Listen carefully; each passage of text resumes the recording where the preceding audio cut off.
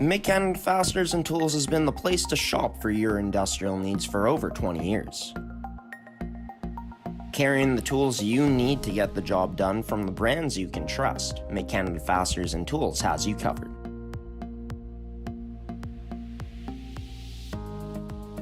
Brands like Milwaukee Tool, established in 1924 and on display in our Milwaukee Red Zone, the largest red zone in Winnipeg.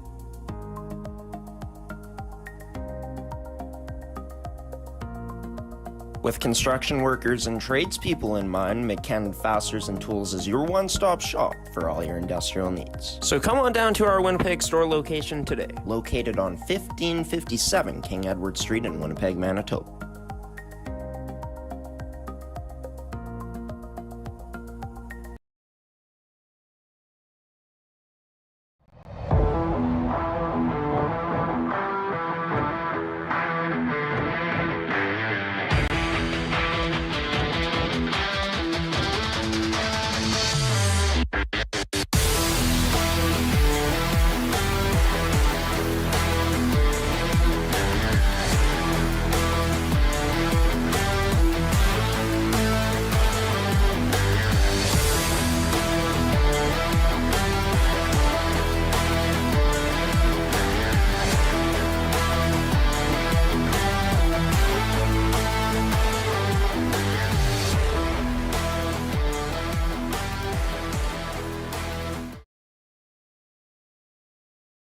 And good afternoon, Manitoba Female Hockey League fans, and to this edition of the MFHL podcast for episode 15 in season 2 here. I'm your host, Graham, the G Show Forsyth. Our coverage of the MFHL is always brought to you by Mid-Canada Fasteners and Tools, Terrico Goaltenders, and Can Central Sports Cards and Memorabilia. Today's been a day of trying to find my wallet, to be honest with you. I've been searching all over the house for the past few hours, pretty much all afternoon, and it's nowhere to be found. And yeah, it's just been one of those days, to be honest with you, where it's been frustrating. As for this podcast, though, it's always fun to do this, so excited to take a bit of a break from the wallet search to doing another edition of the Manitoba Female Hockey League podcast. In this episode, we're not going to have any guests joining the show. We're unable to get guests booked for this week, but for next week, we're going to have a full guest list for you all. Can't wait for that one coming up. Still lots to talk about, though, in today's episode. The past week of action in the MFHL. Looking at the standings, the stats leaders from around the league, taking a look at some players that have been putting up some career milestones, as well as one player in particular who's recently committed to a university to play her hockey at that next stage at the collegiate level. And as well as we're going to be taking a look at the Saskatchewan Female U18 AAA Hockey League standings. As you know, the winner of that league takes on the winner of the MFHL in a West Regional Series, which is a best 2 out of 3 that will be held in Saskatchewan this year. So thought that since they're going to be crossing over at some point this year, the two leagues together to play that series, thought, well, with playoffs coming up very soon here, as they'll be starting in February for the MFHL, thought it would be a great time to take a look into the Saskatchewan League at this point in the season. But before we get into all of that, we are going to throw to some highlights of the season series finale between the Winnipeg Ice and the Eastman Selects that was played a few weeks ago now. The past few matchups in that season series before, in fact, 3 games in a row had gone to overtime. This one, a bit different. We'll play it right now. Hope you enjoy it, and then we'll get into stats and the latest news from around the MFHL coming up after this. MFHL Game Day brought to you by Mid-Canada Fasteners and Tools, Terrico Goaltenders, and Can Central Sports Cards and Memorabilia. The last time these two teams met was on Saturday in Niverville, where the Winnipeg Ice came away with a victory in overtime. Do we get the same here tonight? Ota plays it off the backboards, trying to get that over to Walker, but the Selects intercept down low side of the net. Grunwald able to deny, held in at the point. Haas, her shot through, turned aside. Grunwald somehow able to keep this one out. Normando now had a goal on Sunday in Eastman's 3-1 win against the Westman Wildcats. Turnover forced down low. Grunwald somehow making the save. Rebound there, somehow keeping it out again. Wasnensky turns this over to another number 8 in Isabella Carrier, who looks to dangle in. Oh, nice defensive play by Texiera on the way back. Goes off with the stick of Robbins. Up top to the point to Delacqui. To Texiera. Oh, threads that pass to Robbins off the goalpost. She goes so close. As they're able to get this right back. Cairns over to Delacqui. Up top to Texiera. That shot through. Rebound there. Kane's backhand. Oh, that turned aside by that pad. By Labossiere all the way out. Arenas like this where it's a bit hard to see from a distance. Carvalho walking in. That shot turned aside. Protecting this. Gets it to Heidinger. Backhand pass to Dixon.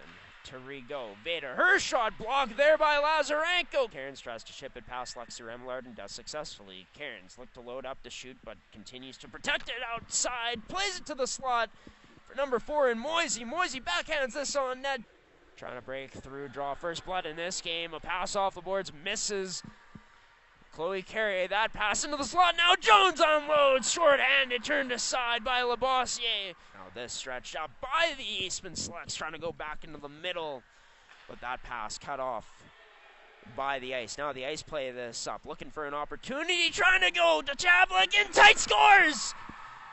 The same girl who ended Saturday's MFHL Game Day Classic opens up the scoring here tonight, and Cassie Carvalho. Emile Carrier down low. Takes a bump there from Cairns. Walker in to try to help out Cairns to get this puck loose. But Carrier continuing to battle. Crazy, there's now 4 Carriers on the same team. Out in front, Heidinger turned aside. Sent in, or not quite by this Winnipeg Ice squad as it's picked off. Emile Carrier has a girl with her, heading to the net, decides to shoot. Unloads that one, and Platt turns it aside. As this picked up by Gabby Robbins, has a girl heading towards the net with her, and Lazarenko, that shot scores! The shot's so good that our camera goes out of focus there. Avery Lazarenko unloads on a crisp pass that she receives from Gabby Robbins. So Winnipeg Ice plays this up the right side, off the boards to, I believe, Chablik. Plays it up to Carvalho, able to get by Chloe Carrier, but Chloe Carrier sticks with her. Low slot scores!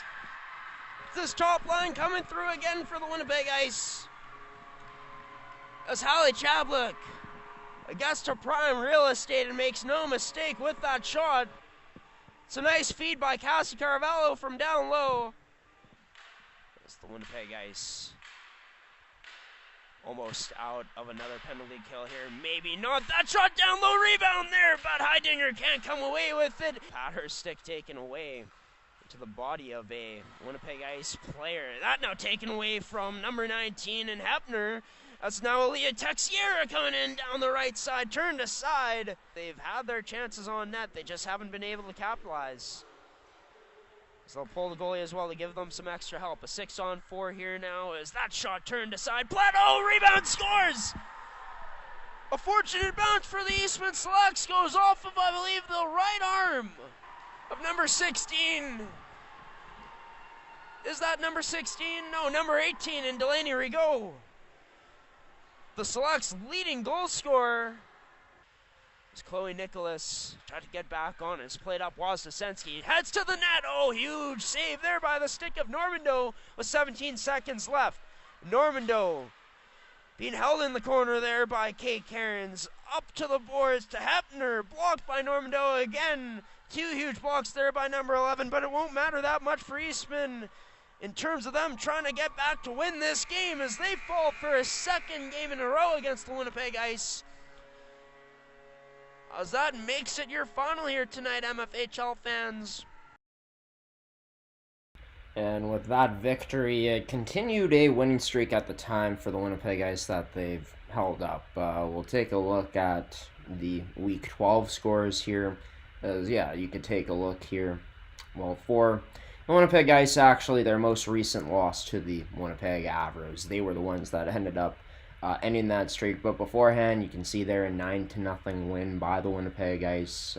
Started off their weekend with that 3-1 win, or their week, I should say, their Week 12 action against the Selects. So, yeah, even though they do drop that matchup against the Winnipeg Avros, the Winnipeg Ice have really been rounding into form as this season's been going along. And then they bounce back, of course, with a 4-0 victory this past Wednesday, 2 nights ago, at home against the Interlake Lightning. As for Ice Capitals, that game is going to be rescheduled for February 5th, as you can see there. Avros Wheat Kings got rescheduled for this past Monday, where the Avros would take that one with a 7-1 victory at home.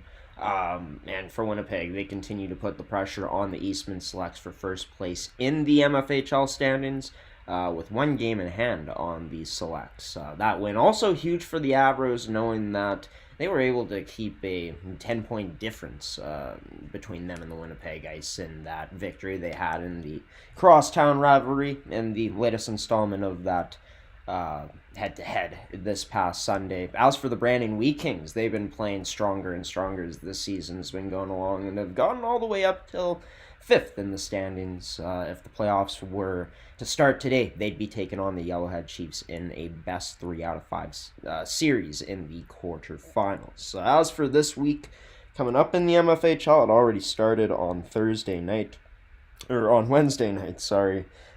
the Ice's victory over the Lightning. The Wheat Kings were in action last night to take on their rival in the Westman Wildcats. Given the geography of both teams being so close together, the Wheat Kings would end up winning that one by a score of 1-0, where it would be Paige Crossley who would score the lone goal and the game winner in that one for the Brandon Wheat Kings. This is the rest of the schedule for this weekend coming up. G-Show Productions is excited to be in Morden tomorrow night, as we'll be broadcasting the Pembina Valley Hawks taking on the Yellowhead Chiefs. Coverage gets going just before 5 p.m. Puck drops at 5 p.m. It'll be our second trip of the season out to Morden, so very excited for that. Although I'm not sure how the highways are going to be this time around. They were much better a few months ago at that, but as for Sunday in the league, Week 13 action ends off with 8 teams in action, 4 games being played in this 9-team league. We talked about milestones. Well, here's a big milestone for Veda Rigo. Becomes the all-time leading point getter in a single season for a defenseman, as she's at the 35-point mark. This broke the previous record set in an impressive 16 games by Shea Nellison for the Central Plains Capitals. Ferdy Nellison's daughter, I believe, in 16 games played, 7 2009-2010. So it took about 15 years for this record to be broken. As congratulations to Veda Rigo. Been sensational all season long and rewarded with what's been a fantastic season for her with the single season record point landmark or milestone by a defenseman in a season. As for the Week 12 award winners in the MFHL, Paige Crossley wins Offensive Player of the Week. She had a 6-point output in 3 games played, averaging 2 points per game this past week. And for this Brandon Wheat Kings squad, of course, now up to 5th in the MFHL standings. Avery Shortridge, third-year defenseman for the Winnipeg Avros, continues to have a strong defensive season for herself and was recognized this past weekend. She's also tied 6th among defensemen in scoring, so she can also put up offense as well. Avery, a huge part of the Avros' success in all parts of the ice, and for Paige Crossley, one of the biggest factors in Brandon's success on a given night, maybe even their biggest at some point so far this year. As congratulations to her and Avery on bringing home the Week 12 award honors this past weekend. As for Reese Schutte, congratulations to her on reaching 100 points in her MFHL career. As Reese hit that mark, I'm just taking a look at it to confirm things here, but Reese ended up reaching that mark 6 days ago for the Westman Wildcats. as Faris setting this point total on the this milestone on the 18th of January. So setting it in that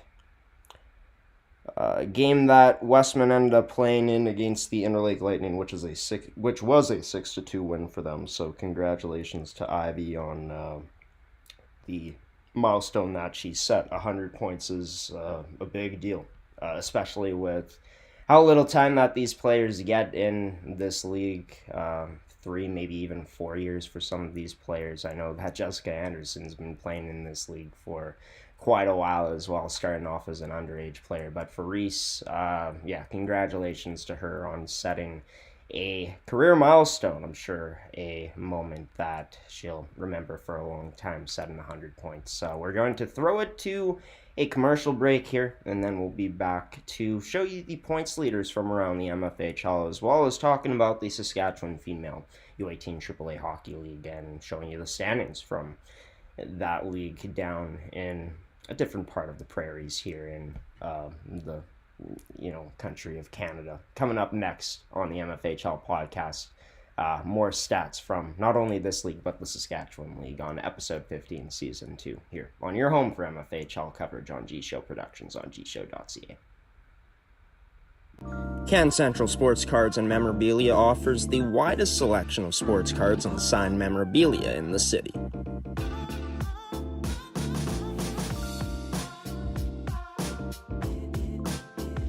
For dedicated casual and new collectors, Can Central Sports Cards and Memorabilia has everything a collector could ask for. Everything we sell is stored with care, and with help from our knowledgeable team, we'll help you find exactly what you're looking for.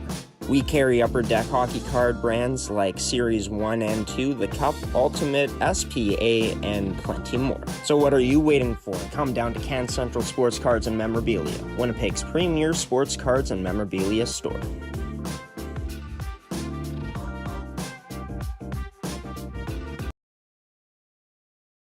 And welcome back to this edition of the MFHL podcast, a shorter one for today, given that we're riding solo for this one, as the graphic showed here. This one started at 4 p.m. on this Friday, of course.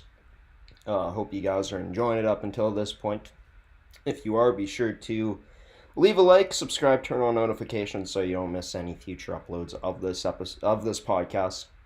Future episodes, that is. We're going to be bringing you another edition of MFHL Game Day tomorrow.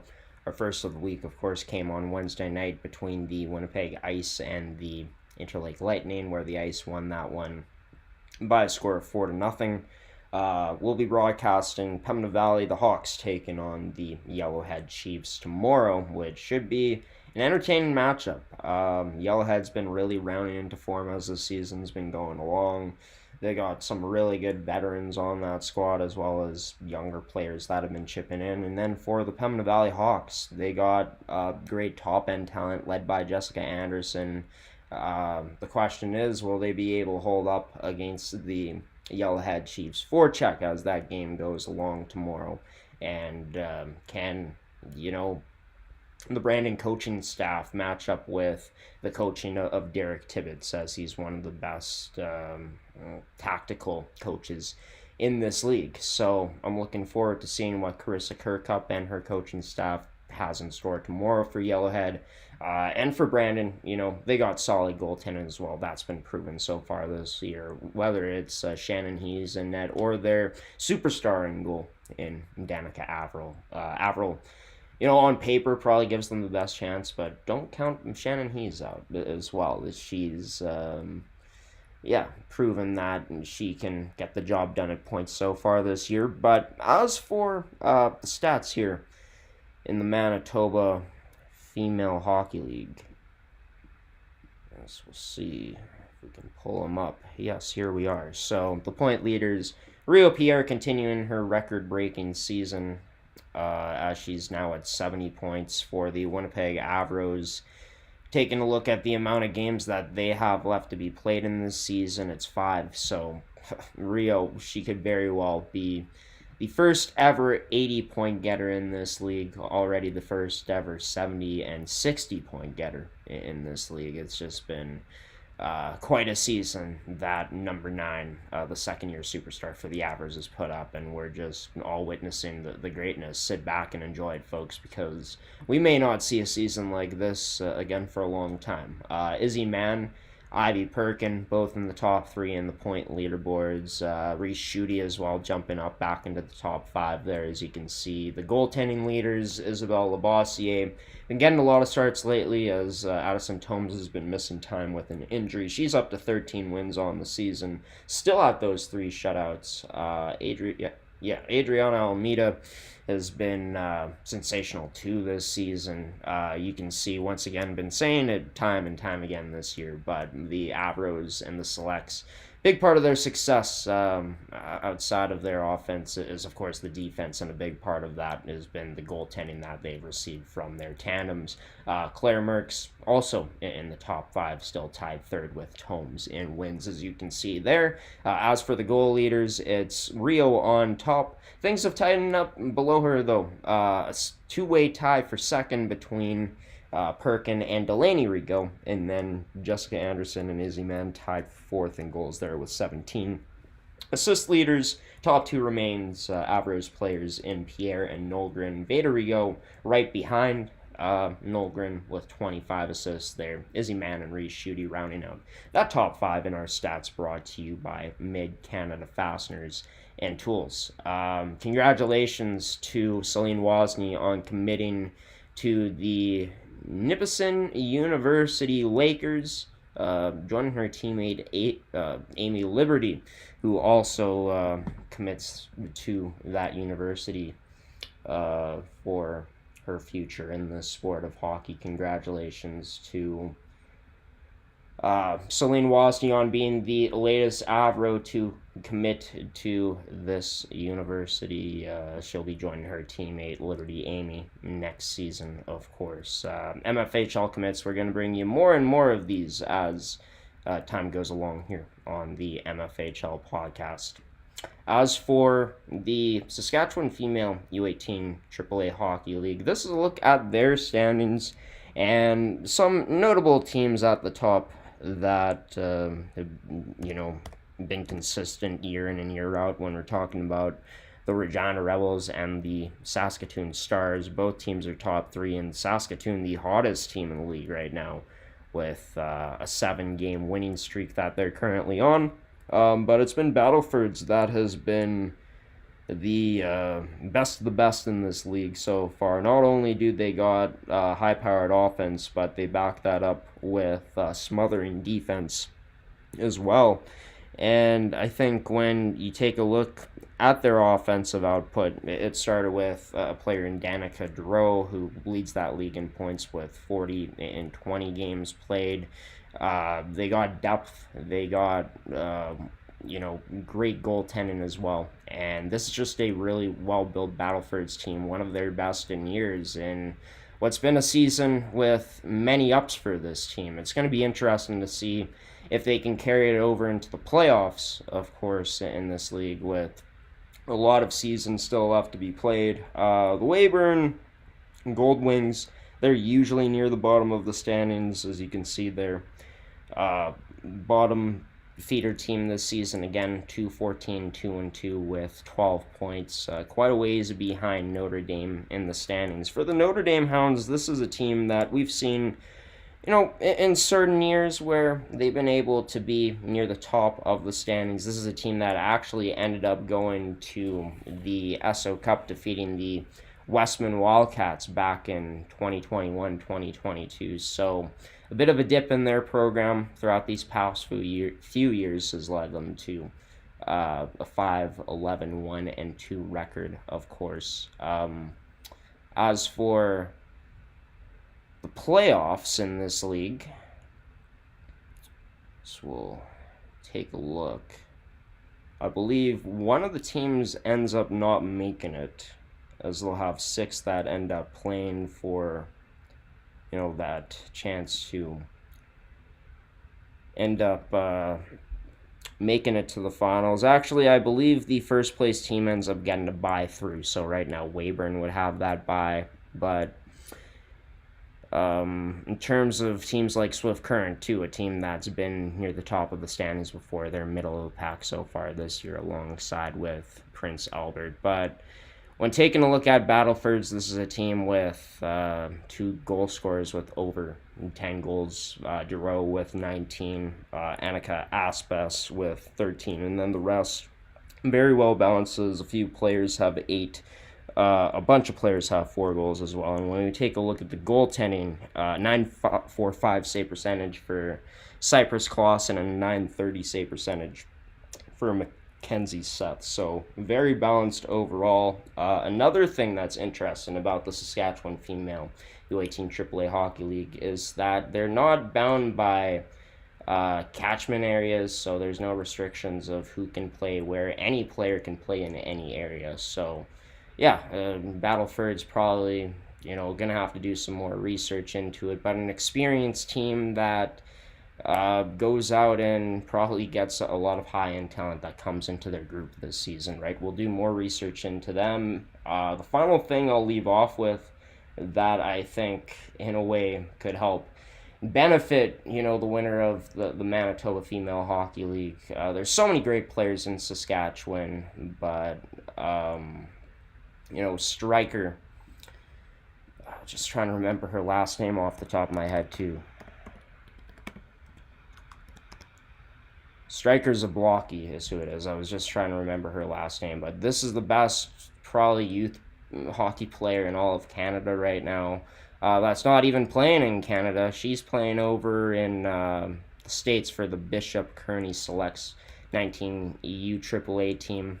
She's committed to Northeastern University, as I should say. And yeah, this kid just tore up the Winnipeg Ice in that second game of that West Regional Series last year. So the silver lining in that is that, of course, if you make it to that West Regional, if you're a MFHL champion, whoever team that may be this season, you don't have to, face off against a player like Striker Zablocki again. But there's still many quality players from around Saskatchewan, and whichever team comes through is going to give the Manitoba champions everything they can handle and more.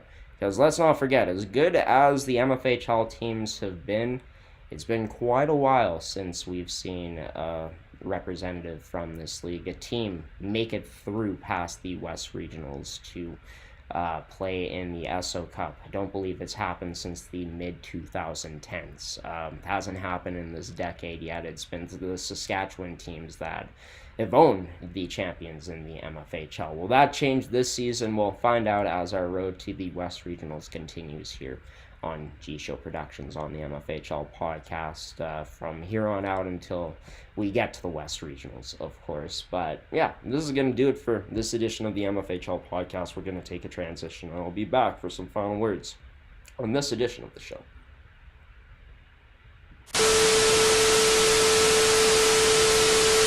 Well, you made it to the end of this edition of the MFHL podcast. I've been your host, Graham, the G-Show Forsyth. Special thanks to you, the viewer, for tuning in and watching this edition of the show. Special thanks to, of course, our sponsors as well, in Make Hand Fasteners and Tools, Terrico Goaltenders, and Can Central Sports Cards and Memorabilia, and sponsoring another edition of this podcast. As for you, the viewer, if you enjoyed this one, be sure to subscribe, turn on notifications, and hit the like button, as that helps out our channel in many ways, gets more visibility on content like this, as well as, if you subscribe and you are a fan of the content we put out here to do with the Manitoba Female U18 AAA Hockey League, well, you'll be able to stay up to date with when our latest uploads will be dropping. As for the MFHL podcast, the next episode for Season 2, Episode 16, it will be airing next Friday.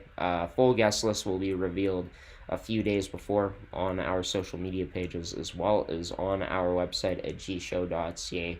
And we also got MFHL Game Day, wrapping up our MFHL content for this week tomorrow night in Morden, Manitoba. Puck drops at 5 p.m. Central Time for that matchup coming up, as it's going to be between the Pembina Valley Hawks and the Yellowhead Chiefs. 4 games in the league are going to be played tomorrow, 2 on the schedule tonight. As Winnipeg will be at home to face off against the Chiefs.